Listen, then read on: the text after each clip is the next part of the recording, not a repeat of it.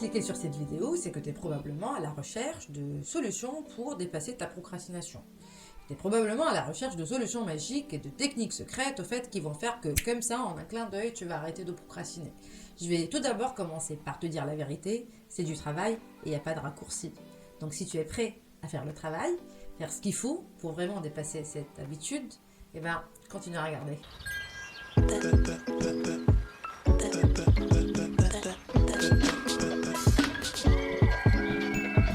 Aujourd'hui, je vais pas te donner 2-3 astuces au fait pour te motiver à travailler pendant une semaine et puis revenir au point de départ et revenir à tes mauvaises habitudes. Bah non, aujourd'hui, je vais te donner la vraie, bonne façon pour éradiquer la procrastination de ta vie. Si tu veux le faire durablement, il y a 5 étapes à suivre qui ne sont pas nécessairement très simples à implémenter, mais qui sont certainement les plus efficaces. Donc si j'ai réussi à avoir ton attention et tapoter ta curiosité, commence déjà par t'abonner pour ne pas rater mes prochaines vidéos, parce que je pars un peu sur ce sujet-là, et je vais te dévoiler des astuces au fur et à mesure dans les semaines à venir. Alors je ne vais pas trop tourner autour du pot. La première étape, pour tout changement que tu veux faire dans ta vie, la première étape, c'est la prise de conscience. C'est de là que vient tout l'intérêt de ma devise comprendre égale réinterpréter égale changer, que j'arrête pas de te répéter dans toutes mes vidéos. Donc en gros, tu observes comment cette procrastination se manifeste. D'ailleurs, j'ai un petit truc à te dire. Je parle souvent de la psychologie de la personnalité dans ma chaîne et je pense que c'est un excellent outil de savoir si tu peux être qualifié comme quelqu'un qui a l'habitude de procrastination en passant les tests, que ce soit le MBTI ou le Big Five, qui peuvent t'indiquer que tu as ce souci-là.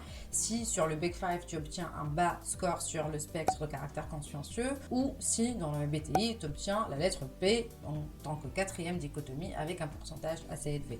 Donc voilà. Donc grâce à ces tests, tu peux avoir la confirmation si oui ou non tu es considéré comme quelqu'un qui a vraiment cette habitude de procrastination.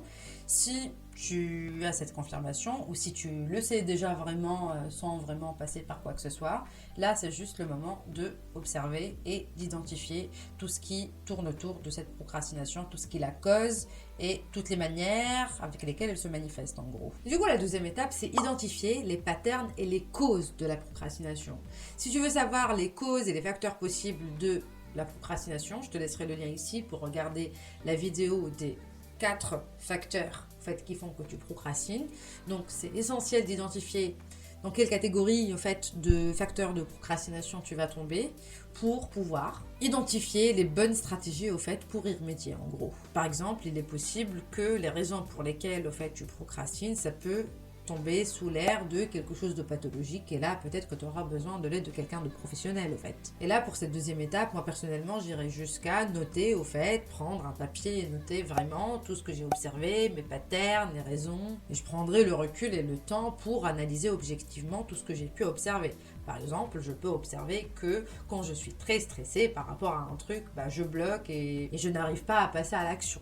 Peut-être que je peux aussi observer le côté perfectionniste qui m'empêche de faire un truc de peur de pas faire le truc à la perfection. Peut-être que je peux observer que j'ai une tendance à attirer l'attention en disant que ouais, moi en fait je fais le truc à la dernière minute, mais je le fais mais vraiment bien. En gros, une sorte de vanité dans le fait qu'on fait le truc à la dernière minute et qu'on arrive quand même à le faire bien.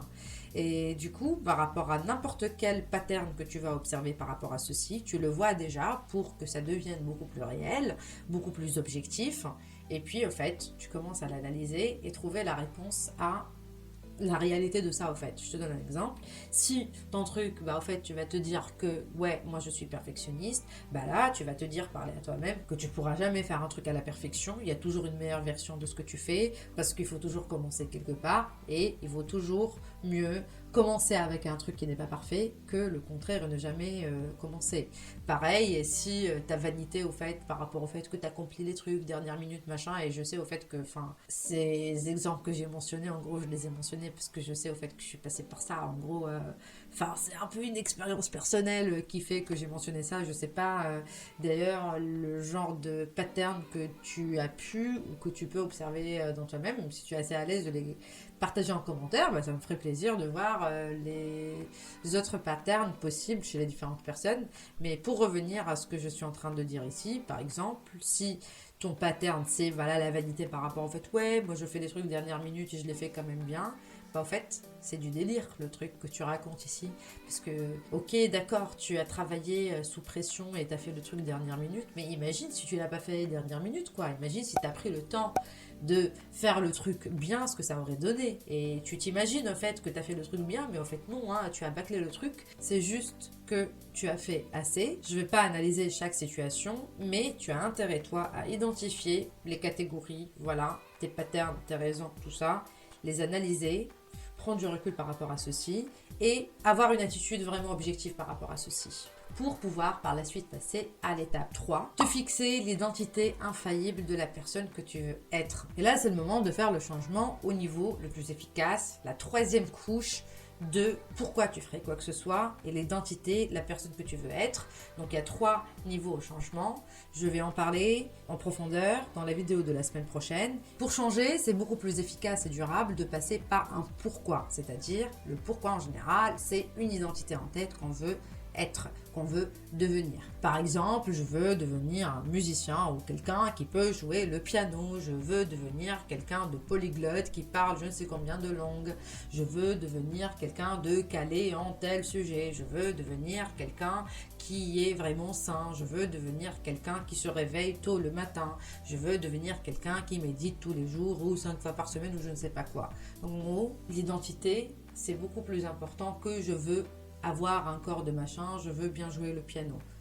C'est beaucoup plus durable et beaucoup plus efficace de passer par l'identité au fait et de croire que tu peux être cette personne-là, parce qu'enfin, pourquoi pas, c'est tout à fait possible. Donc du moment que tu as un pourquoi, c'est la 3e étape pour passer à la 4e après. Donc là, dans le cas de la procrastination, si tu ne veux plus être quelqu'un qui procrastine, c'est que tu veux plutôt être quelqu'un qui va au bout de ses objectifs, qui commence un projet qui le finit, et du coup, bah, c'est ça l'identité que tu veux être. Mais voilà, je dis ça, je dis rien, c'est toi, au fait, qui fixe l'objectif de l'identité que tu veux être. Et du coup, la 4e étape, c'est d'abord avoir la conscience aussi que tout changement prend du temps. Comme je t'ai dit depuis le tout début, il n'y a pas de raccourci. Donc, il faut bien être conscient que le chemin vers ce changement-là, il va être long et lent et que pour construire cette identité de quelqu'un qui va au bout de ses rêves, de quelqu'un qui implémente et prend de l'action par rapport aux choses qu'il planifie ou qu'elle planifie, bah du coup, au fait, le changement n'arrive jamais du jour au lendemain.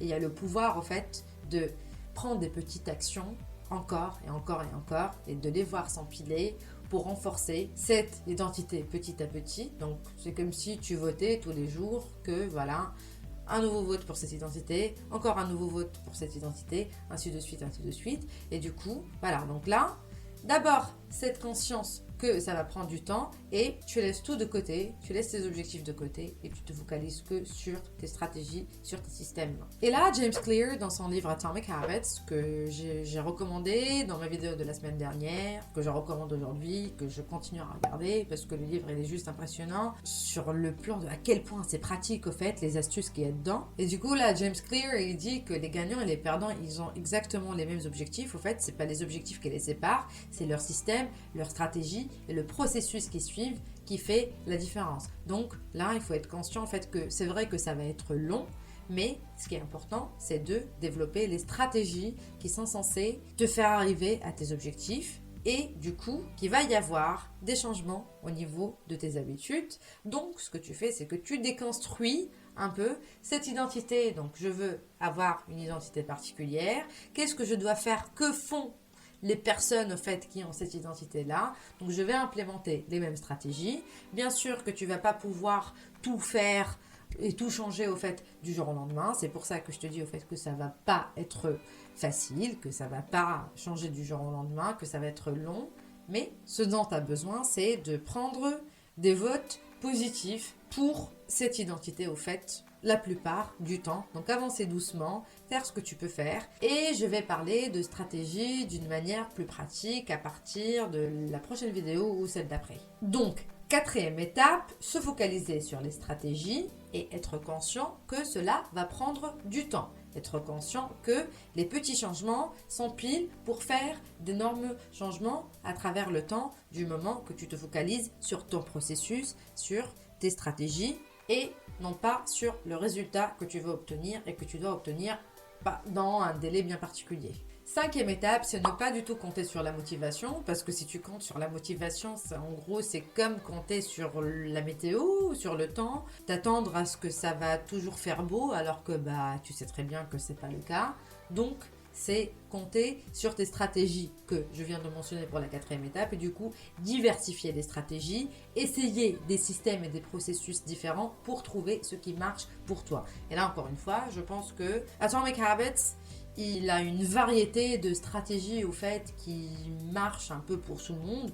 Donc tu trouveras certainement des stratégies qui vont marcher pour toi. Mais de toute façon, je vais illustrer la plupart des stratégies qu'il y a dedans. Et là, de manière plus concrète, on parle de 3 axes principaux qui sont installer des habitudes plus saines, travailler la self-discipline et faire du design environnemental. Mais voilà, je vais développer ceci au fur et à mesure. Et là, je vais prendre un petit moment pour te rappeler ce que dit Jordan Peterson par rapport à ceci. Il dit que tu ne pourras rien viser si tu n'es ni éduqué ni discipliné. Et du coup, éduqué dans le sens où tu as une vision claire par rapport à ce que tu veux, et discipliné, au fait, le fait que je planifie et j'implémente. Donc je pense que si tu veux devenir plus efficace, que si tu veux vraiment éradiquer la procrastination de ta vie, ces étapes-là sont essentielles.